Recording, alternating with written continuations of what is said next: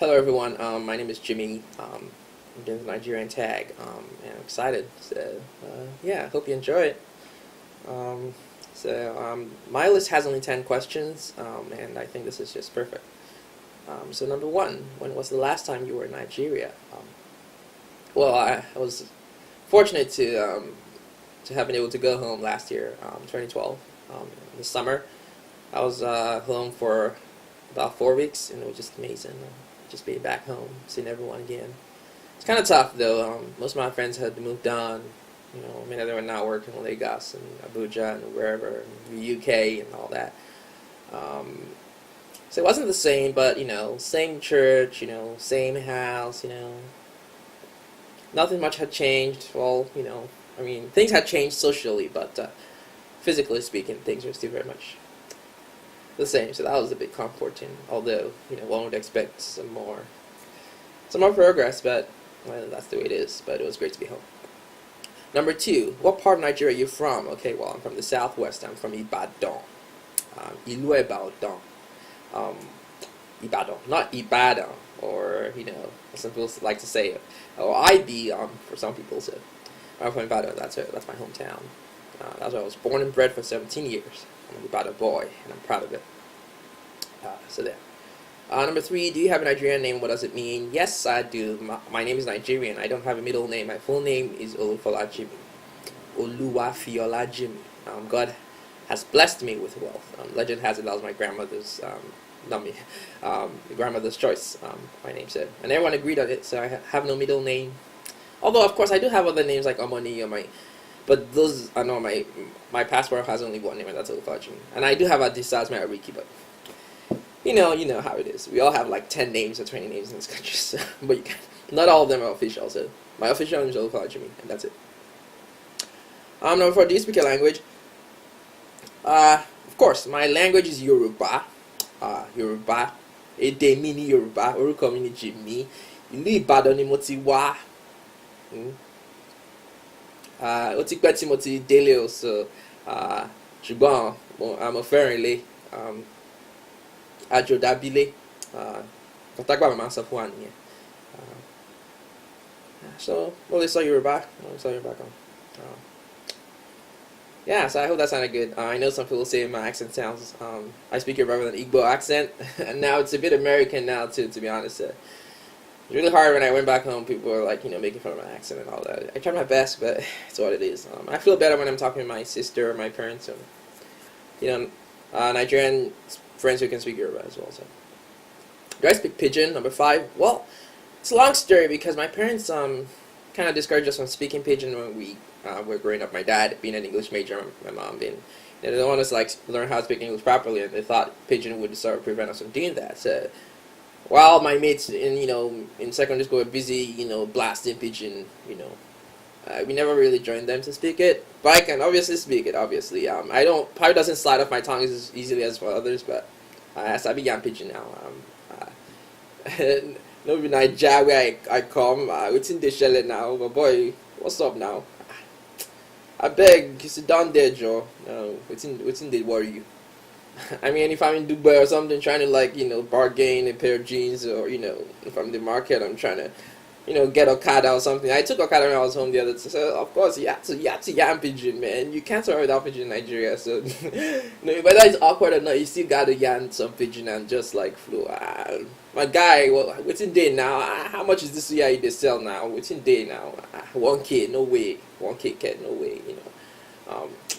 So yeah, I just pretend and flow. Pidgin is so easy to pick up, so easy to pick up. And the thing is, everyone understands Pidgin. It's a lingua franca. I think there's a lot of, we have issues in Nigeria. I think Pidgin should really become more mainstream. It's something people understand. It's a language all by itself, really. So yeah, we for speak Pidgin now. Anyway, I can't really flow, so forget it. But I tried my best. Hopefully, that was good. Number six, what's my favorite Nigerian food? No question, yam.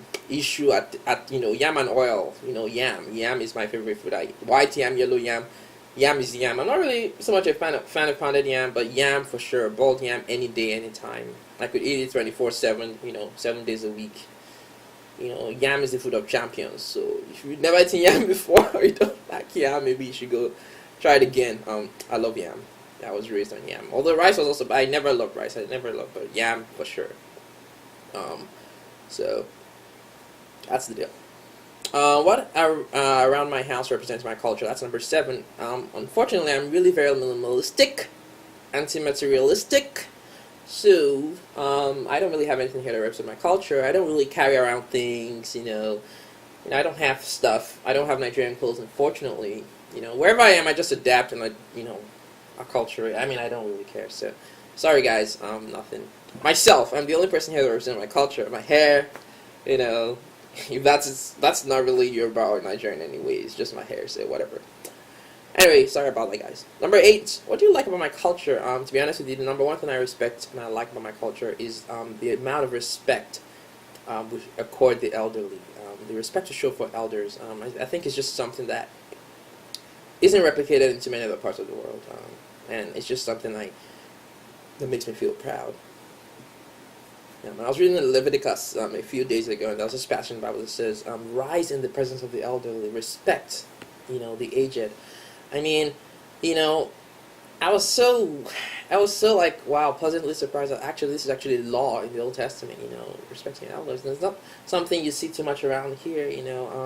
Making way for the elderly, giving them a seat on the bus. I mean, that's just like Naija culture. I know sometimes you take it too far, and sometimes it's like, young people are supposed to be quiet in the presence of elders, and sometimes it's just ridiculous. But at the very core, that respect for elders that we have, Iteriba, as they say in Nigeria, in Yoruba, I meant to say Iteriba. It's something to be proud of. I know every Nigerian is proud. So yeah. Number 9, what is the ridiculous question you asked about your culture?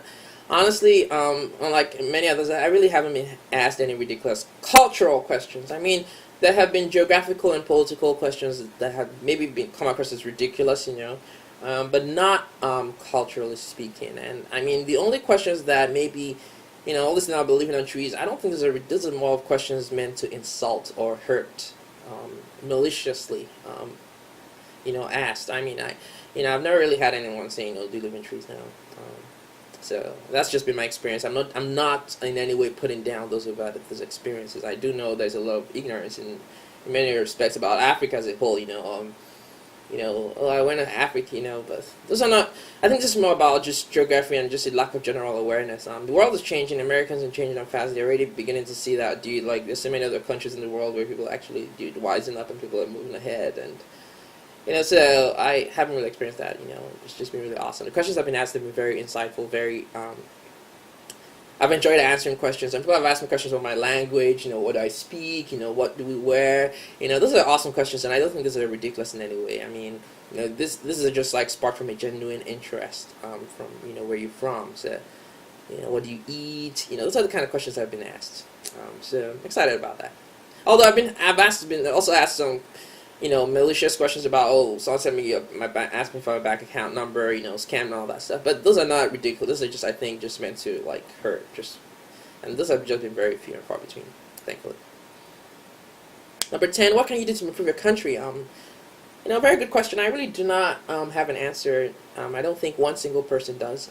I do believe we need vision, we need action to improve. However, I'm approaching this from a point of humility, really, because it's ridiculous to think one person, can do everything. However, I do specifically feel I've had the call of Nehemiah upon my life for a long time. And for those of you who are Christians or know the Bible, Nehemiah is this prophet, who said, why should my face not be sad when the house of my fathers, the city of my fathers lies in ruins. And I live in the U.S. now, but, this is not home, and, I love this country, but I do believe God's called me back to Nigeria to do work there, to serve people both spiritually and physically. Right now studying civil engineering. I'm really interested in networks, transportation, infrastructure, management. So I really want to build in this country. I want to see subways in our cities. I want to see efficient transportation network, an interstate highway system in Nigeria. I just so much that we can do, so much development. So I really want to be part of that. I want to be part of rebuilding Nigeria. So that's my Nehemiah call, and by God's grace, I will play a part in improving my country. So thank you very much for listening. Really appreciate it. There's one question that I think is missing here. What's your favorite Nigerian song, right? Because it's not on this list. So to be honest, I have a ton of songs. Unlike a lot of people my age, I'm more interested in old school Nigerian songs. So stuff like Felix Libati, Christy Esenik-Bokwe, Fumi Adams. That's even more recent in the 80s. But even older stuff like, Rex Lawrence or Rex Lawson, Victor Olaya, and all those people. The high life days. That's a lot of music I'm interested in. Nigerian arts music, even way back. TK Phillips and some other Ekudaya and some other random names things that people probably do not readily associate with today. But even the early 90s, like Majek Fashek, Lagbaja, okay, well, a bit. Fela, I actually don't listen to Fela at all, unfortunately. Although I know he was a very an important political activist, and his music is amazing, for sure. I just don't go out of my way to listen to Oye Kawinu. I mean, you name Evi Edna Ogoli, Jealousy. I mean, those are great songs that I just keep listening to. I go back to over and over and over again. There's some guys singing cool stuff. I'm not discarding the new stuff coming out. I think it's amazing sounds I'm hearing day by day. Even Davido, for instance, I never even knew who that was until just last week, really, until I just saw someone singing Damiduro on their Nigerian things, and I'm like, oh, really? I didn't even know who this is. So yeah, I'm excited for the music scene, but I'm really into I really want there's some cool stuff. I'm hearing stuff from the 60s. I'm like, wow, we made this in Nigeria in the 60s, and wow, these are awesome sounds. And things that could even rival the Jackson 5 and cool stuff like that. So that's my deal. But right now, this is my favorite song right now of all time. It's Sweet Mother by Nico Mbarka. Some people might claim he's Cameroonian, he's not Nigerian, whatever. I don't care. Sweet Mother is a Nigerian song, and I have it on my computer, but I'll just rather sing it. I'll just sing the chorus, so a part of the song and the verse and chorus. Sweet mother, I no go forget you, for this suffer where you suffer for me, yeah. Sweet mother, I no go forget you, for this suffer where you suffer for me. If I no sleep, my mother no go sleep. If I no chop, my mother no go chop. She know they tire, sweet mother. I don't go forget the suffer where you suffer for me, yeah, yeah, sweet mother. Ah, sweet mother, oh, hey. And so on and so forth. So, I'm really into music. My hope is this summer when I have time, I want to really create a bunch of guitar and piano covers just of Nigerian classic Nigerian music of the 60s through the 90s. So many awesome songs that I just lost out there. You don't have records anymore, and YouTube videos are hard to find. I really want to create some of my own. So yeah, that's my deal. I'll just leave it on me. You'll probably see more videos in the future. Time is so hard to come by these days, and as you can see, I look very tired. But I'm really glad you watched, and thanks for watching. Throw me questions and comments. I'll happily respond. And thanks to Andy Flo from Nigerian Food Recipes, who really, I guess, just encouraged me to get this out there. So otherwise, I probably never done it. So yeah, thanks for listening. And this is Jimmy. It's been fun. Bye.